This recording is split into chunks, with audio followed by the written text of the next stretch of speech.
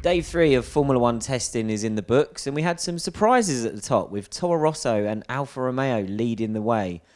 But we're going to flip this discussion on its head and focus towards the bottom of the times to start with, because I can't believe I'm saying this, right near the bottom, and in fact at the bottom if the Williams hadn't emerged, were the Mercedes drivers, Valtteri Bottas and Lewis Hamilton. They were 11th and 12th out of all the drivers that we saw today, and that's been a relatively common theme throughout testing so far. So I've got Gary Anderson and Scott Mitchell here to discuss what Mercedes have been up to and really, just what we can read into what's going on so far. Gary, we are used to seeing Mercedes playing it quite cool in testing. They rarely show their hand. We are used to that, and we know that the results then come pretty much from the moment we get to Australia. But is there such a thing as being too low-key in testing? Well, there is really, yes. I mean, it's all right to be low-key as long as you know within yourselves that the lap times on the car, they will know. Simulation will tell them, I've got X fuel in the car, got X tyres in the car, and if we did all that sort of stuff, took it all down, we would do this lap time. But then so did Ferrari, and so did all the other teams. So you have to show your hand at some point in time. Just taken today because Valtteri Bottas did a race run in the morning and Lewis Hamilton did a race run in the afternoon. I got Valtteri's times and went through them lap by lap. And if you just take some of the fastest laps done by Lewis Hamilton during last year's May Grand Prix, Valtteri's lap times were 2 seconds slower at the same sort of point on the lap. So whenever Lewis was doing 21.5 last year and lap whatever it was, Valtteri was doing 23.5 today. If you relate that to what I think you should do from basically the times that's been done on the tyres, estimating fuel loads and stuff like that, he's about a second slower than what I think can be done. So I don't think they're in as good a shape as they would like to be just from that, because there's no reason for it to be 2 seconds slower right over the whole run than last year. Lewis's race run, I was out in the track looking at the time, a few different corners, but I had my trusty stopwatch with me and was taking some times. And again, it wasn't that much different from Valtteri. Slightly different because Lewis started a bit faster, but he fell off a bit more late in the first stint.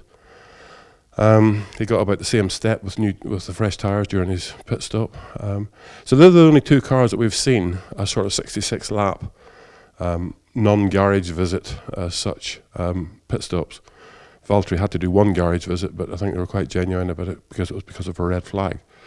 So I don't think they changed the fuel load during that period. So I didn't see good enough lap times there in the full fuel tank run, full load run, to justify the fact that they're on top of it and super quick. They'll probably prove me completely wrong, but that's the way I saw it today.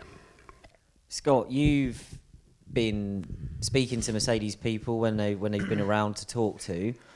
Is there any sort of vibe you can pick up from what we've heard from the team so far? I mean, again, as we keep stressing, they are incredibly good during F1 testing at giving very little away. So I think the best indicator really came on day one when Toto Wolff was telling us that regardless of what Ferrari or anyone was doing in terms of headline times, Mercedes wasn't going to be put off and it was going to stick to its development plan. And what we've heard from the team tonight through their official communications from James Allison is that now that they've got early race runs under their belt, they'll be able to start to pile on a bit of performance. So that will start tomorrow, but it'll predominantly come next week. So we do have to wait. I do think it's a slight variation in Mercedes' program, actually, because if you look at last year and even in 2017, Mercedes did start to show their hand earlier in the test.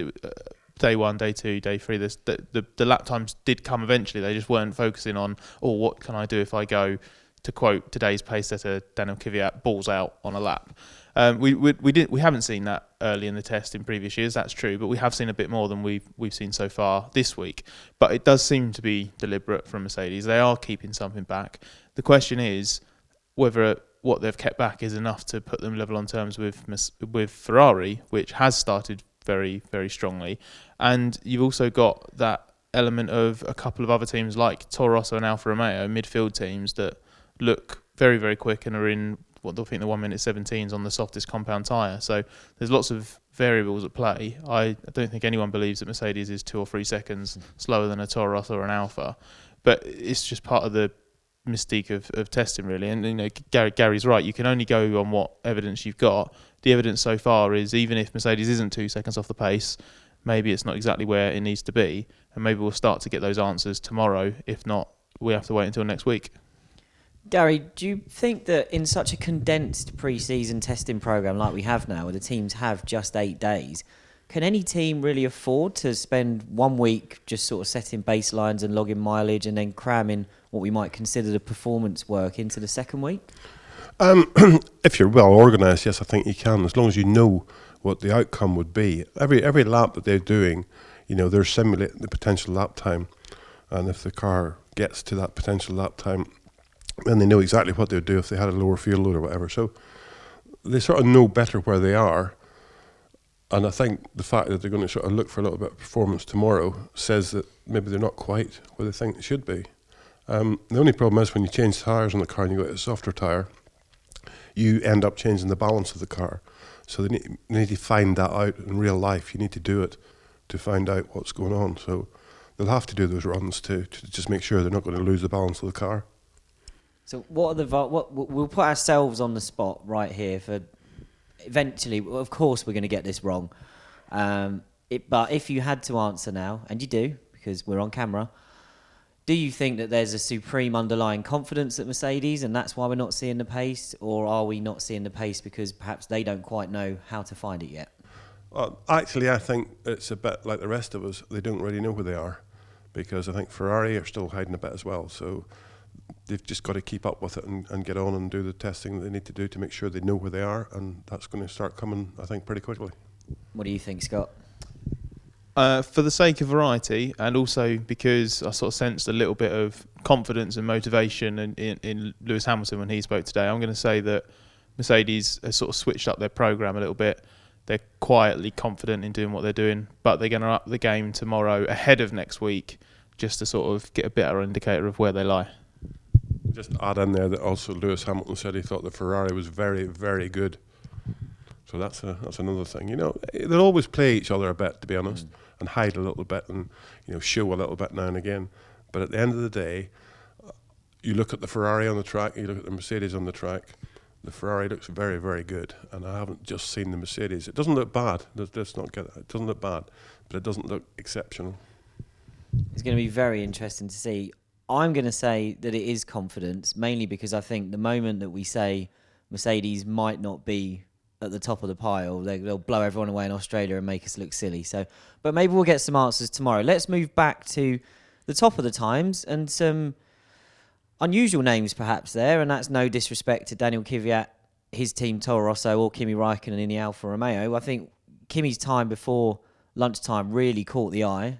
We eventually discovered it was on the softest C5 tyre, and that's what Kvyat used as well. They both did a 1 minute 17.7. Do we just kind of write that off as two midfield teams who are going about their programme in a way where they do want to find out what the ultimate pace of the car is, and they did just sort of lay it all on the line in terms of possibly fuel load? I know that Räikkönen stayed out for a little while. Kvyat certainly didn't. And just running the softest tyres and really having a go. I don't think there's anything wrong with Alfa Romeo. It looks a pretty decent car. There was a bit of a race run. He was doing a long run whenever I was out on the track today, and it did deteriorate. The rear of the car did deteriorate, a fair amount. It started to get a bit of oversteer, especially through turn 9 over the top of the hill. The rear would sort of come a bit wayward with him. But whenever he was doing his quick laps, he was using everything there was, curbs, anything that would stop the car from sliding sideways. So he was really pushing on that lap. And Kvyat was doing the same, to be honest. But I do think there would be quite probably a reasonably significant fuel load difference between the Toro Rosso with Kvyat and Kimi's Alfa. I think the Alfa is faster than the Toro Rosso, and that fuel load made the difference. And there's only a few hundredths between them, but I think you have to do it, because at the end of the day, for those teams, what the opportunity comes whenever they get the opportunity in Melbourne, and then you have to make sure that they get their car set up suited to the best qualifying position possible. So they got a couple of runs today, understand that a little bit better. They can change the setup a little bit better and make better use of it, hopefully tomorrow. When we spoke to Kvyat after the session, I hinted at it earlier. He said that it wasn't a balls out lap. He said that there was there was margin in it. He said he doesn't know what power mode he was on. So, and at the same time, Max Verstappen was saying that they weren't turning, the Red Bull senior team weren't turning the Honda engine up to 11 by any means on day 3 of testing. So there's always going to be margin in it. We know that Toro Rosso must be a pretty handy car because they're using quite a lot of 2018 Red Bull parts. And if my memory is correct, the 2018 Red Bull was pretty good. But the rest of it will be Toro Rosso. And I think we've seen with the sort of investment that Alfa Romeo have put in and the way that Sauber was improving over the last year anyway, that Alfa is just going to be tidy. And Kimi Räikkönen is saying really positive things after one day in the car. Antonio Giovinazzi saying the same thing. So I think both of them, it makes the midfield battle so fascinating this year because you've got what were effectively 2 of the 3 slowest teams at various points last year. Obviously, Sauber did grow to become a regular top 10 threat, but these are 2 of the teams that have propped up the tail end of the field really in the last sort of 3 or 4 seasons in F1. So the fact that they're now emerging as, okay, well, Toro Rosso's using race-winning Red Bull parts and Alfa Romeo has built a car that, last year's United States Grand Prix winner is saying, this is pretty good. So I think the pace is real, especially because, as Gary talked about, you want to get everything ready for Australia. And if they're going to be trying to lead that midfield fight, they need everything to be all singing and all dancing. They can't.